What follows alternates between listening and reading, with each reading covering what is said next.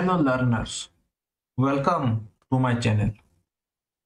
আজকের ভিডিওতে আমরা আলোচনা করব past continuous tense। আমরা প্রেজেন্ট কন্টিনিউয়াস টেন্স পড়েছি। প্রেজেন্ট কন্টিনিউয়াস টেন্স কি? যে কাজটি বর্তমানে ঘটে চলেছে বা বর্তমানে চলছে সেটাকে আমরা বলবো প্রেজেন্ট কন্টিনিউয়াস টেন্স। তাহলে পাস্ট কন্টিনিউয়াস টেন্স কি হবে? যেটা প্রেজেন্ট তার অপোজিট হবে। এর অর্থ আমার যে কাজটি অতীতকালে চলছিল, মানে অতীতে যে কাজ চলছিল বা কন্টিনিউ হচ্ছিল, সেক্ষেত্রে পাস্ট কন্টিনিউয়াস টেন্স ইউজ করা হয়। Okay, this tense is chiefly used for past action in progress. অতীতের অ্যাকশন, অতীতের কাজকে বলা হয়েছে যেটা ইন প্রোগ্রেস, যেটা চলছে বা কন্টিনিউ হচ্ছে, অতীতকালে কন্টিনিউ হচ্ছে বা চলছিল কাজটা। এরকম বাক্য বা এরকম সেন্টেন্সকে পাস্ট কন্টিনিউয়াস টেন্স বলা হয়। আমরা পাস্ট কন্টিনিউয়াস টেন্স কিভাবে আমরা লিখবো, এর স্ট্রাকচার কি জেনে নিই।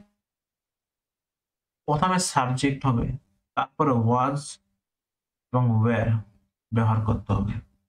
এরপর ভার্বের প্রেজেন্ট ফর্মের সাথে আইএনজি যোগ করতে হবে। এরপর অবজেক্ট ইউজ করতে হবে। তাহলে পাস্ট কন্টিনিউয়াস টেন্সের যে স্ট্রাকচার সেটা হচ্ছে সাবজেক্ট প্লাস ওয়াজ বা were plus verb plus ING plus object.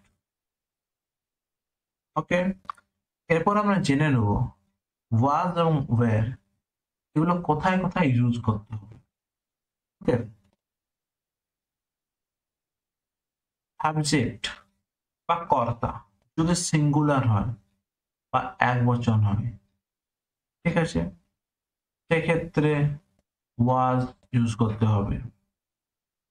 এবং সাবজেক্ট বা কর্তা যদি প্লুরাল হয় সেক্ষেত্রে ওয়্যার ইউজ করতে হবে।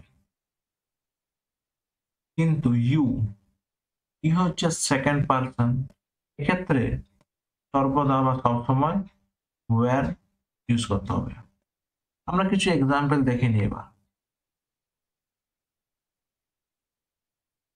এখানে বাক্যটিতে বলা হয়েছে হি ওয়াজ প্লেইং ফুটবল। এর অর্থ সে ফুটবল খেলছিল। সে ফুটবল খেলছিল, সে অতীতকালে ফুটবল খেলছিল, বর্তমানে নয়, অতীতকালে সে কাজটা চলছিল। কি কাজ? ফুটবল খেলা। এখানে স্ট্রাকচার কি ইউজ করা হয়েছে? প্রথমে সাবজেক্ট হি যেহেতু সিঙ্গুলার তার জন্য ওয়াজ ইউজ করা হয়েছে, এবং ভার্ব প্লে হচ্ছে প্রেজেন্ট ফর্ম এবং এর সাথে আইএনজি যোগ করে প্লেইং করা হয়েছে এবং অবজেক্ট ফুটবল। তাহলে এই বাক্যটির অর্থ সে ফুটবল খেলছিল, মানে কাজটি অতীতকালে চলছিল। Next, he was cooking. সে রান্না করছিল। এখানে she subject singular, was subject singular হওয়ার জন্য ওয়াজ ইউজ হয়েছে, এবং কুকের সাথে আইএনজি কুকিং, সে রান্না করছিল। প্রত্যেকটি কাজ অতীতকালে চলছিল। Okay, next, they were studying. তারা পড়াশোনা করছিল। এখানে ওয়্যার কেন হয়েছে? দে হচ্ছে plural form. Okay, they subject এটা প্লুরাল ফর্মে আছে, এখানে ওয়্যার ইউজ করা হয়েছে এবং স্টাডির সাথে আইএনজি যোগ করে স্টাডিং করা হয়েছে। Next, he was working as a cashier in October.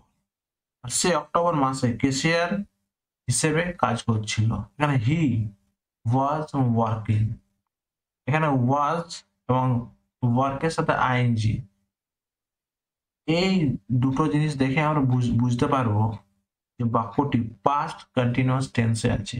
তাহলে পাস্ট কন্টিনিউয়াস টেন্স আমাদের চিনতে হয়, প্রথমে সাবজেক্টের পর ওয়াজ বা ওয়্যার থাকবে এবং আইএনজি যোগ থাকবে, যে কাজটি অতীতকালে সংঘটিত হচ্ছিল বা কন্টিনিউ হচ্ছিল।